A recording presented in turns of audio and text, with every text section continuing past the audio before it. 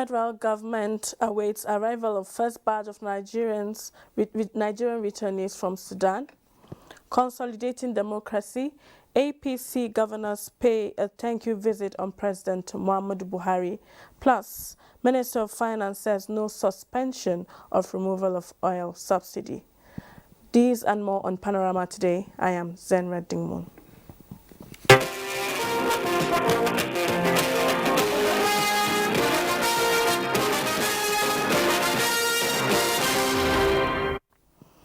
The federal government says it is determined to ensure that all Nigerian students in Sudan are returned home safely. The government, however, says how to evacuate more than 1 million other Nigerians from the crisis zone remains a major challenge. Musa Babalio reports. Buses with 100 and 600 Nigerians have arrived in Egypt. They were received at Aswan, Abuja town, 687 kilometers away from Cairo, the capital of Egypt. They were documented and ready for airlift to Nigeria. The National Emergency Management Agency, NEMA, says if everything goes as planned, the first batch will arrive at Nnamdi Azikiwe International Airport this Friday. The Director General told NTA that the major challenge is that almost all Nigerians that are staying in Sudan want to return home. But hopefully, we are not leaving anybody behind. We expected to bring in 5,000. Other countries are evacuating maybe 150, 170, 200 or something like that. We're talking of 5,000, and we have settlement of Nigeria of over 5 million people.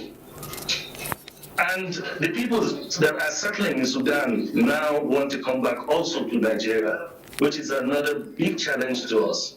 In the meantime, the chairperson of the Nigerians Diaspora Commission, Abike Dabiri Erewa, says the evacuees upon return to Nigeria will be given some stipend to help them settle down before joining their families. So 13 buses have departed. They should be arriving in some hours. By evening, they should be there. Airpeace should be leaving today. She also said the challenges associated with the evacuation process are already being addressed, as she suggested that rapid response squads be established by NEMA in all parts of the country and in the diaspora to help address unforeseen circumstances. Musa Baba Aliyu, NTA News. The federal government has said that it has not suspended the removal of fuel subsidy, but has rather expanded the subsidy removal committee to include teams from the incoming administration and the state governors. The Minister of Finance, Budget and National Planning, Mrs. Zainab Ahmed, who stated this in Abuja on Thursday, shortly after the National Economic Council meeting chaired by the Vice President, Professor Yemi Osinbajo, said that NEC deliberated on the issue extensively and came to the conclusion that the subsidy must be removed as it is not sustainable, but there is a need for further consultations, especially the need to involve members of the incoming administration and representatives of the state governments. This clarification was contained in a statement by Yunus Atanko Abdullahi, Special Advisor, Media and Communications to the Minister of Finance, Budget and National Planning. The statement added that the Subsidy Removal Committee currently comprises the Ministry of Finance, Budget and National Planning, Ministry of Petroleum Resources, Nigerian National Petroleum Company NNPC Limited, the downstream and upstream regulators, Central Bank of Nigeria, and the Chief Economic Advisor to the President. Mrs. Ahmed stated that the 2023 Fiscal Framework and Appropriation Act, as well as the Petroleum Industry Act, have made the provision that government should exit fuel subsidy by June 2023. The committee is to work out a roadmap for the removal of the subsidy. The statement noted that no change in the overall policy direction regarding the petrol subsidy is envisaged by June 2023. President Muhammadu Buhari has attributed the overwhelming victory achieved by the All Progressives Congress in the recent elections to hard work, while overconfidence was the main reason why the combined opposition lost. The president stated this, granting audience to members of the Progressive Governors Forum on Solidarity visit. State House correspondent Adamu Sambo has the details. President Muhammadu Buhari, while reflecting on the conduct of the 2023 elections, told the governors that while the opposition parties were already telling their foreign backers that they will defeat the APC, the governing party blended confidence with caution, worked hard and won. As he puts it, now their overconfidence is creating more problems for them than anyone else, as they are finding it hard to convince those who supported them from outside why they are unable to beat the APC.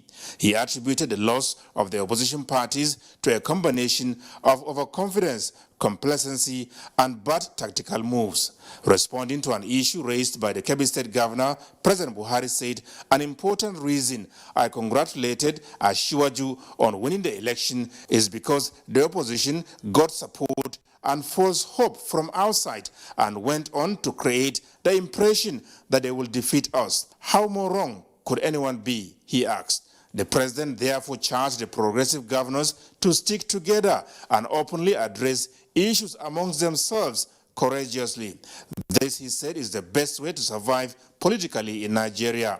The chairman, Progressive Governors Forum and Governor of Kebbi State, Atiku Bagudu, said the visit was ostensibly to say Happy Salah to the president and thank him for the leadership he had been given to the party and the nation. We equally thank him that and congratulated him that the world is acknowledging his role, particularly in ensuring that elections took place successfully in Nigeria, even in spite of what is happening around the region, and to thank him for his management of the economy, that despite all the challenges, states that were hitherto not paying salaries are paying salaries and are even investing in infrastructure.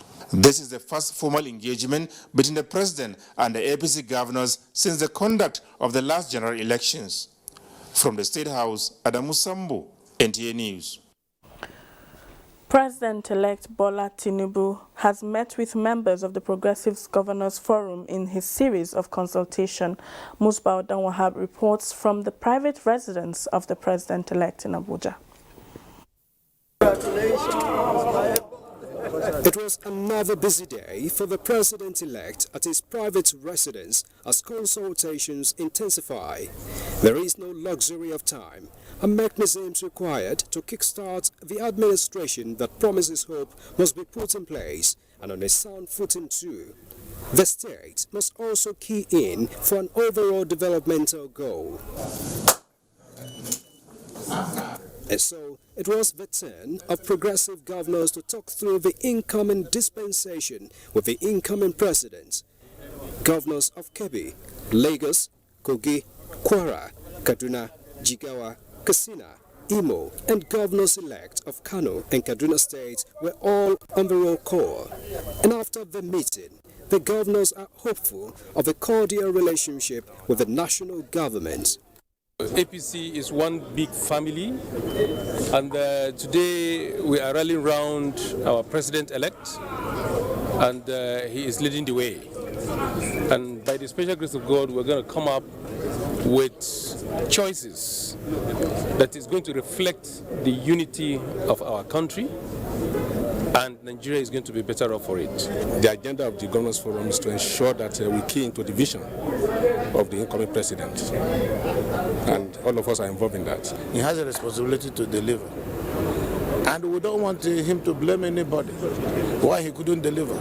So everything that he will require that will enable him deliver to his promises during campaign, we will always support that. Bola Ahmed Tinubu has offered renewed hope for the nation, and I believe we will see more of it. Meanwhile, meetings with prospective members of the 10th Assembly continue as the lawmakers promise an improved legislative arm. We are a united family, and we are working towards coming out as a bloc to give Mr. President the kind of National Assembly that will work with him, that will give progress and make Nigeria move forward. So we are going to see a better National Assembly that will have a fantastic relationship. Even though we've done very well in terms of relationship with the executive this time around, we are going to see an improvement on what we have done. The slogan, if you like, of people of the same ideological inclination, like the president-elect, like myself, like late Mashoud Abiola, was hope. And the president-elect ran his campaign on offering hope, and he is constant and repetitive in saying hope is here. I believe that Nigerians should be hopeful about the future. The president-elect and his VP-elect also received the Emir of Kano, Aminu Ado Bayero, who came calling. In Abuja, Musbau and Wahab, NTA News. The All Progressives Congress says no decision has been taken to zone leadership positions of the 10th National Assembly as being circulated in some sections of social media. Felix Moka, the party's National Publicity Secretary, in a statement said such information about zoning did not emanate from the party and should be disregarded. The statement adds that any decision made in that regard will be duly communicated via the party's official information channels. And ahead of the inauguration of the 10th National Assembly and ongoing horse trading on the geopolitical zone that will produce its leadership, the Inter-Party Advisory Council, IPAC, has made case for the South, South and Southeast geopolitical zones. Timothy Yusuf reports that this was part of deliberations reached after the Council's General Assembly meeting in Abuja. IPAC calls on all relevant stakeholders to embark on deliberate actions that will help to reconcile, heal, and unite Nigeria. The Inter-Party Advisory Council believes that zoning the 10th President of the Senate to either the South-South or Southeast geopolitical zone will ensure that every zone of the country was accommodated in the power-sharing equation. IPAC Chairman Yabagi Sani, on behalf of the Council, also advocated the need for deliberate actions that will help to unite the nation and put to an end the worrying trend of the winner-takes-all syndrome. We have a precedence in the example of Chief Olusegun Obasanjo's PDP government in 1999, when it deliberately zoned the Senate presidency to the southeast, the Speaker to the northwest, the Deputy Speaker to the Deputy Senate President to North Central, the Deputy Speaker to South South. And this ensured that every zone was accommodated in the power sharing equation, which helped to calm frayed nerves and peace throughout the 8 years administration of President Olusegun Obasanjo. The Council appealed to the President-elect Asiwaju Bola Ahmed Tinubu to give adequate priority to women and youth in his government, stressing that no nation makes progress without their active participation. Timothy Yusuf, NTA News. We pause here for a break. Panorama continues after this timeout. Please stay with us. The Council of Our Fathers. I will urge and advise our younger generation to use talent and brain to sort out problems, not arms. Nigerian youth, let's build our nation. My advice to these young people is please do not take us back to those harrowing days. We probably do not know what it is. I believe we have fought one civil war too many in this country. So those who experience it will run away from it. Nigerian youth, let's build our nation together.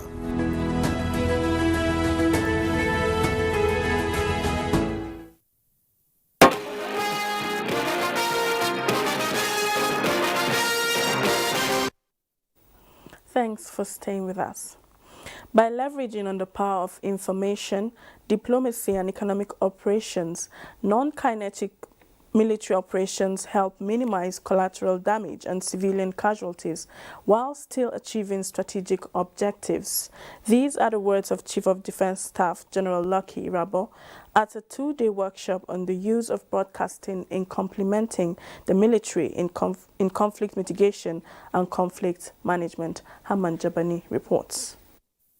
The workshop aims at enhancing broadcasters' competencies in conflict management, conceptualization of the new program on public safety and security, creation of sustainable channels for promotion of civil-military relations, and broadcasting strategy engagement in winning hearts and minds of the population, among others. Chief of Defense Staff represented said the military have been contending with fighting terrorism and other non-state actors in the last decade. In order to tackle and subdue the security challenges in the country, several military operations and exercises have been launched by the Nigerian Armed Forces since 2009 and adopted non-kinetic approach by developing a policy framework and national action plan for preventing and countering violent extremism. They can be used to build relationship with local populations, which is critical for achieving long-term stability and security in conflict zones. And the media has so much to do, so much. Even questioning those in power, which we've not been able to do succinctly. We need to find a way of asking questions of everybody. But in the fight against insurgency and whatever, the reportage has been wonderful. Stakeholders say the use of broadcasts in the management and mitigation of conflict in Nigeria will go a long way in winning hearts and minds of the population towards achieving the desired goals.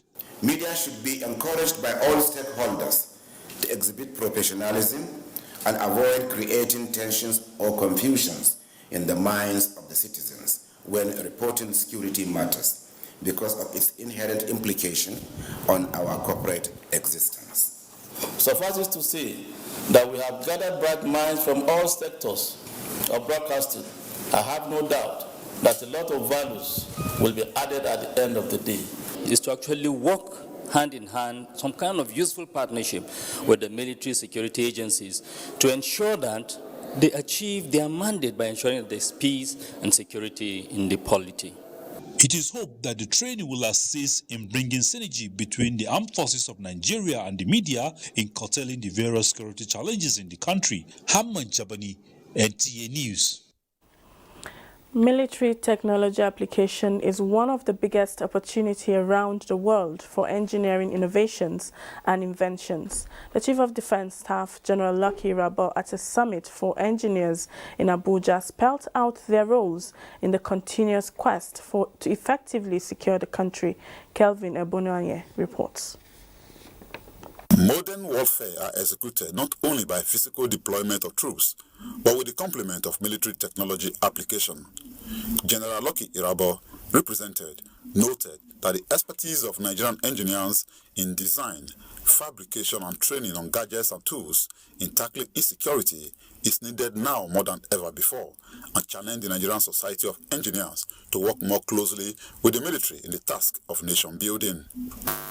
The innovation hubs could serve as the meeting point for innovation entrepreneurs who will be willing to commit their financial resources to the development of innovative ideas that could multiply wealth for investors and at the same time generate employment for our teeming unemployed youths.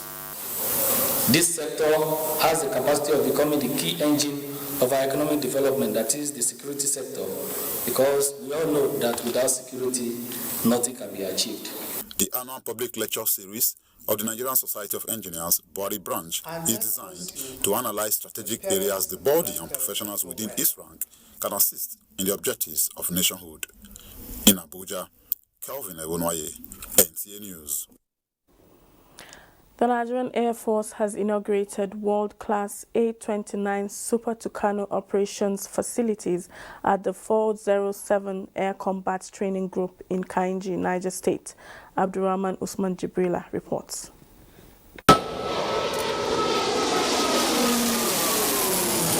12 A-29 Super Tucano procured by the federal government from the United States of America. Modernization of the Kainji NAF base to conform with the facilities was part of the contract.